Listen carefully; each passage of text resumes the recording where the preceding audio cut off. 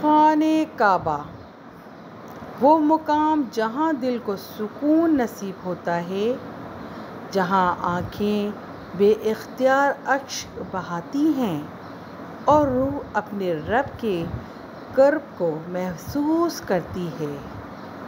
یہ وہ قبلہ ہے جہاں پہ سجدہ عشق کی گواہی دیتا ہے، یا اللہ ہمیں بار بار اس پاک گھر کی حاضری نصیب فرما، آمین۔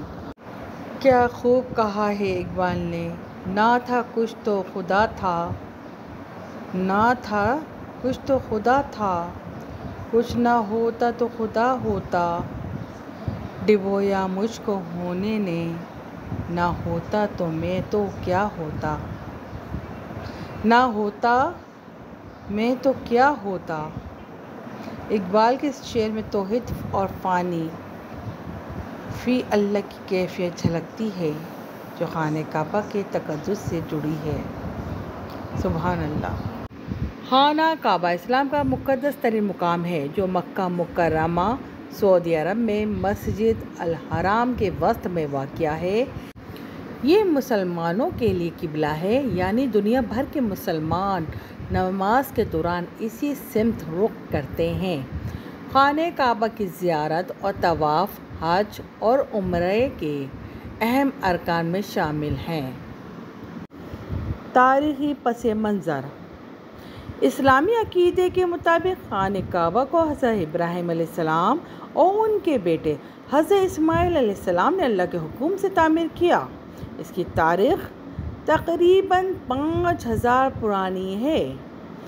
وقت کے ساتھ ساتھ مختلف ادوار میں اس کی تعمیر و مرمت کی گئی، جن میں قریش قبیلے کی جانب سے 608 عیسوی میں کی گئی تعمیر بھی شامل ہے۔ ساخت اور اندرونی حصے: خانہ کعبہ ایک مکعب نما عمارت ہے جس کی دیواریں سیاہ رنگ کے غلاف قصوہ سے ڈھکی ہوتی ہیں۔ اس کے اندر 3 لکڑی کے ستون ہیں جو چھت کو سہارا دیتے ہیں اور ایک چھوٹا میز بھی موجود ہے۔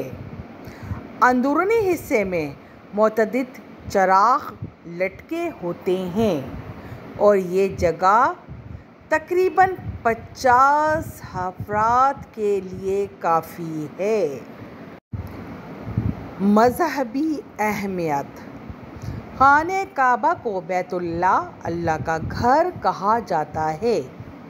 یہ مسلمانوں کے اتحاد اور توحید کی علامت ہے۔ ہر سال لاکھوں مسلمان حج اور عمرے کی ادائیگی کے لیے یہاں آتے ہیں اور طواف کرتے ہیں، جو کہ خانہ کعبہ کے گرد 7 چکر لگانے کو کہتے ہیں۔ غلاف کعبہ قصوہ: ہر سال 9 ذی الحجہ کو یعنی حج کے دنوں میں خانہ کعبہ کا غلاف تبدیل کیا جاتا ہے۔ یہ غلاف اعلیٰ معیار کے سیاہ ریشم سے تیار کیا جاتا ہے جس پر سونے کے دھاگے سے قرآنی آیات کشیدہ کی جاتی ہیں۔ پرانے غلاف کو محفوظ طریقے سے ذخیرہ کیا جاتا ہے اور بعض اوقات اسے ٹکڑوں میں کاٹ کر معزز شخصیات کو تحفے کے طور پر پیش کیا جاتا ہے۔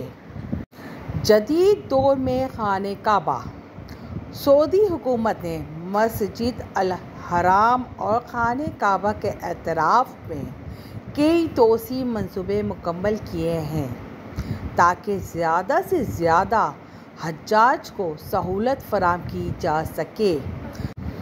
تاہم ان ترقیاتی منصوبوں کے دوران کچھ تاریخی مقامات کو نقصان پہنچا ہے جس پر بعض حلقوں نے تشویش کا اظہار کیا ہے۔ خانہ کعبہ کا پرانا غلاف قصوہ: ہر سال 9 ذی الحجہ کو تبدیل کیا جاتا ہے جب حجاج کرام مدینہ عرفات میں ہوتے ہیں۔ یہ عمل نہایت احترام اور اہتمام کے ساتھ انجام دیا جاتا ہے۔ پرانے غلاف کے ساتھ درج ذیل اقدامات کیے جاتے ہیں۔ محفوظ ذخیرہ: پرانے غلاف کو فوری طور پر ایک سرکاری گودام میں محفوظ کیا جاتا ہے، جہاں اسے خاص تکنیکی طریقوں سے محفوظ رکھا جاتا ہے تاکہ کسی کیمیکل، رد عمل یا بیکٹیریا سے نقصان نہ پہنچے۔ تقسیم اور تحائف: اعلیٰ حکام کی منظوری کے بعد پرانے غلاف کو ٹکڑوں میں کاٹ کر مختلف عجائب گھروں میں نمائش کے لیے رکھا جاتا ہے یا معزز شخصیات کو بطور تحفہ پیش کیا جاتا ہے۔ تاریخی روایت: خلیفہ عمر بن خطاب رضی اللہ کے دور میں پرانے غلاف کو حجاج کرام میں تقسیم کیا جاتا تھا تاکہ وہ اسے دھوپ سے بچاؤ کے لیے استعمال کر سکیں۔ مذہبی حیثیت: اگرچہ غلاف کعبہ پر قرآنی آیات کی نقش و نگاری ہوتی ہے، لیکن اس کپڑے کو اسلامی شریعت میں کوئی خاص مذہبی تقدس حاصل نہیں ہے، تاہم اس کا احترام ضروری سمجھا جاتا ہے۔ خانہ کعبہ کے پرانے غلاف کسوہ کو دفن کیا جاتا ہے، لیکن یہ عمل خصوصی حالات میں انجام دیا جاتا ہے۔ عمومی طور پر پرانے غلاف کو محفوظ طریقے سے ذخیرہ کیا جاتا ہے یا اسے ٹکڑوں میں کاٹ کر عجائب گھروں میں نمائش کے لیے رکھا جاتا ہے یا معزز شخصیات کو بطور تحفہ پیش کیا جاتا ہے۔ تاہم جب غلاف بہت پرانا یا خراب ہو جائے تو اسے چھوٹے ٹکڑوں میں کاٹ کر دفن کیا جاتا ہے تاکہ اس کا احترام برقرار رہے۔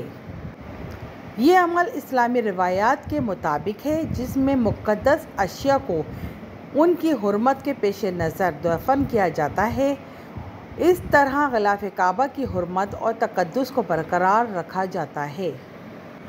ویڈیو اچھی لگی ہو تو لائک کریں، شیئر کریں اور چینل کو سبسکرائب ضرور کریں تاکہ مزید اسلامی معلومات آپ تک پہنچتی رہیں۔ جزاک اللہ خیر۔